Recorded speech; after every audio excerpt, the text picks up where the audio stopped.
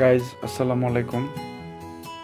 ঘুরতে আমার খুব ভালো লাগে, সেটা আপনারা ইতিমধ্যে আমার বিভিন্ন ভিডিওতে দেখেছেন। তো আজকেও একটু ঘুরতে বেরিয়েছিলাম, সাথে আমার সাথে আছে ইউসুফ। তো তাকে নিয়ে বেরিয়ে পড়লাম বাইক নিয়ে, চলো একটু ঘুরে আসি। তো ঘুরতে ঘুরতে হঠাৎ মাথায় আসলো কোথায় যাওয়া যায়। তো চিন্তা করলাম যে আজকে যাব মোংলা। তো আপনারা ইতিমধ্যেই হয়তো বুঝতে পারতেছেন আমরা মোংলা কোথায় ঢুকতেছি। তো এটা ঠিক বিকালের দিকে। তো বিকালের দিকের সুন্দর পরিবেশটা, মানে এত মজা লাগতেছিল, সূর্যটা দেখেন কি সুন্দর।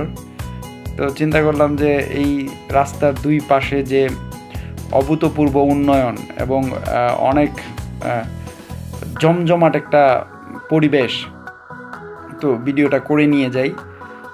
তো এখন বলি এটা কোথায়। এটা হচ্ছে আপনার মোংলা রামপাল।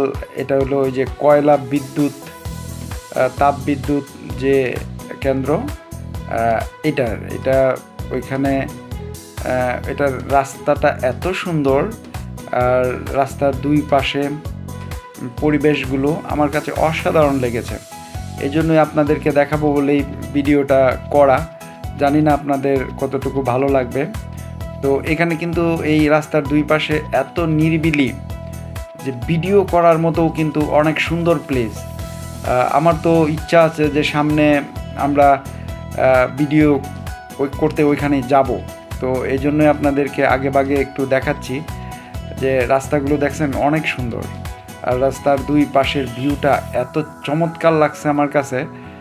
আর আরও অনেক কিছু আছে, হয়তো আমরা সেকেন্ড পর্বে আপনাদেরকে দেখাবো। এটা 2টা পর্ব করেছি, কারণ সেকেন্ড পর্বে অনেক কিছু দেখাবো। আরও অনেক মজার দৃশ্য আছে, আপনাদেরকে আমরা সেকেন্ড পর্বে হয়তো দেখাইতে পারবো। আপনারা দেখেন যে সেকেন্ড পর্বে আমরা যে একদম তাপবিদ্যুৎ কেন্দ্র যেটা আছে ওটার একদম ক্লিয়ারলি আপনাদেরকে দেখানোর চেষ্টা করব। আজকে শুধু যাওয়া আসার ভিডিওই দেখালাম, এই কারণে দেখালাম যে এই রাস্তাগুলো অনেক সুন্দর আর ভিউটাও অনেক সুন্দর। ভিডিওটা আপনাদের কাছে কেমন লেগেছে এটা অবশ্যই আপনারা কমেন্ট করে জানাবেন। যারা আমার ভিউয়ার্স, তারা অবশ্যই ভিডিওটা কেমন লাগছে এটা আপনারা জানাবেন।